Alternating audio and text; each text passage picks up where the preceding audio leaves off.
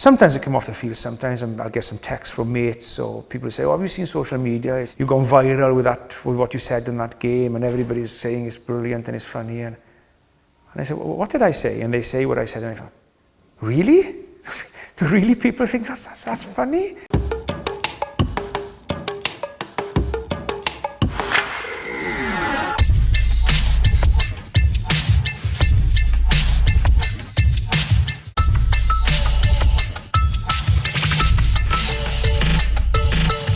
I'm from West Wales, as you probably gathered by the accent. Quite a rural West Wales. And I went to a primary school there of about 14 children in the whole primary school. I couldn't speak English until I was about 8 years of age. All we did sport-wise in school was kick a football about or play a bit of rugby on the yard. And then from there I went to the Gwendraeth Grammar School, which was a very, very well-known, famous rugby school where Barry John went to, Cara James went to, Gareth Davies, the current Welsh chairman, went to. And we were playing a game at the end of the season and we hadn't won the game all year because we were a small school, we were getting heavily beaten. One of my best friends, Wayne Thomas, was playing centre and he scored a try right at the end of the game to make the scores level. Conversion to come right in front of the post. And I thought, I'll kick this, we'll win our last game of the season and our first win all season and I'll be a hero in school. And as I went to kick it, right smack middle in front of the post. And I went to kick it and the ball went towards the corner post instead of between the uprights and the game finished 12-all. And John Deignan was the sports teacher, the late John Deignan, unfortunately. He said to me after the game, he said, oh Nigel, he said, for God's sake, will you go and referee or something? And I said, all right then, and I went to start refereeing some games in school, just helping him out, refereeing different sort of age grades in school. And that's how it all started, and then you obviously climbed the levels as you know, as you went along. So I suppose looking back now, it's come a long way since that day in Marthenshire. A couple of guys with your throw. Wait a minute, time out. Words here to Stuart Hall. I was looking at it, he was committed in the air, there was nothing wrong with it. Dive like that again and come back here in 2 weeks and play, not today. Watch it. Quoted the tournament from a referee. Well, I think Nigel Owens again underlining who's boss, and well, Newcastle, I think, are afraid. My day when the World Cup was in 2007 out in Lyon, Argentina against Georgia, and you know, I was going into that World Cup as a new kid on the block. When we kick behind the line, okay? A little bit of pressure because, you know, are you good enough to be there? Can you tell me there's a try or not, please? Also, no expectations, really. So, you know, and I thoroughly enjoyed the game in Lyon, and I remember, never forget it.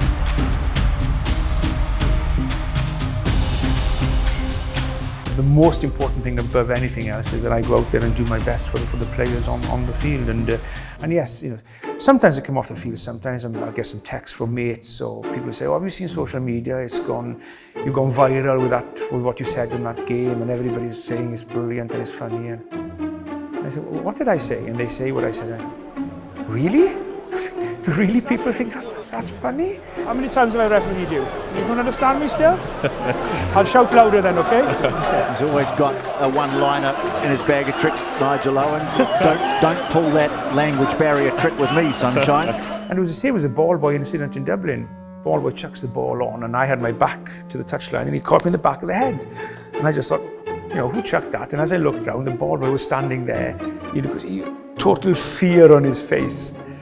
And I just sort of, you know, got the yellow card out and the crowd cheered and I went over and shook his hand, we had a smile, and I actually sent him my jersey afterwards the game. No choice then.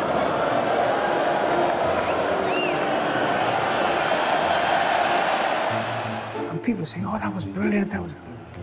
I was just being myself, you know, that's what I would do and that's probably part of your upbringing. You're brought up in that community in Wales where humour is a huge part of everyday life, you know, and I thought, to me that was just something naturally that came. If you go on the field and do your job well, then you get the respect of of the players. You know, everybody can think, you know, well, yeah, he's a bit of an entertainer on the field, but more importantly, he was a good referee and did his job. And to me, that is the most important thing.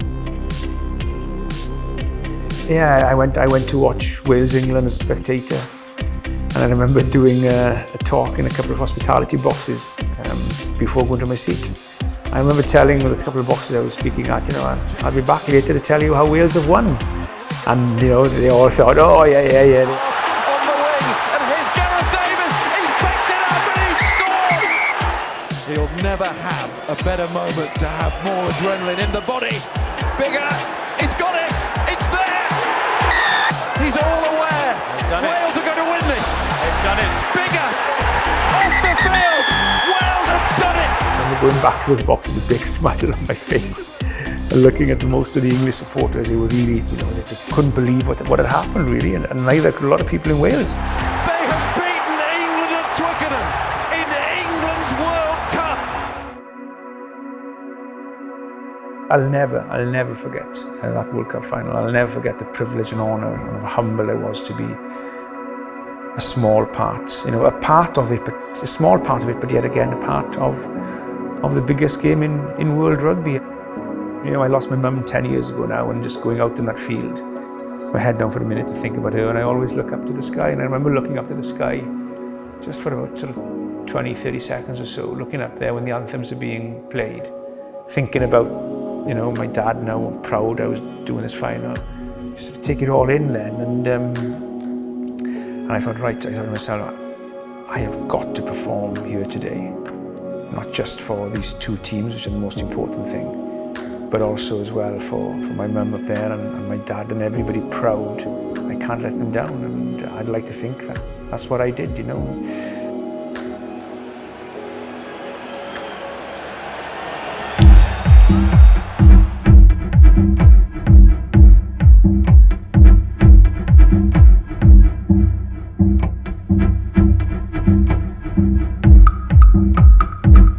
As I said earlier, nobody was talking about the referee. You know, you've done a decent job. You've done your job. No decision I made affected the outcome of the game. The team that were the best team on the day won, and nobody had any complaints, and everybody enjoyed what was a brilliant game of rugby. Two things that will stick with me from the World Cup final. David Pocock played the full 80 minutes. This guy has just lost. He may not get a chance again, who knows? And the first thing he's done is come and thank me for refereeing the game after just losing to their biggest rivals. A couple of seconds after that, Jerome Kerner comes over and he said, I watched your documentary last night. He said it was really, really brave in what you're doing and you will have helped a lot of people. Well done. And I thought to myself, he's taken time to come over and tell me this. He just won the World Cup final. He should be jumping up and down in joy, which he did do after, obviously. And this is why rugby is not only the greatest of team sports in the world on the field, but within the shadow of a doubt, the greatest of team sports in the world off the field. It's the best World Cup final that's been.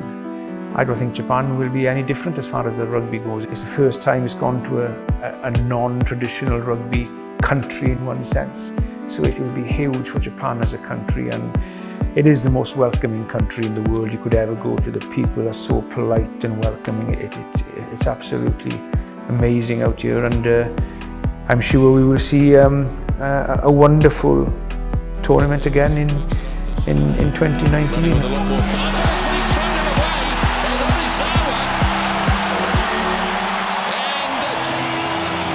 Just got the biggest cheer of the night here at Waikato Stadium.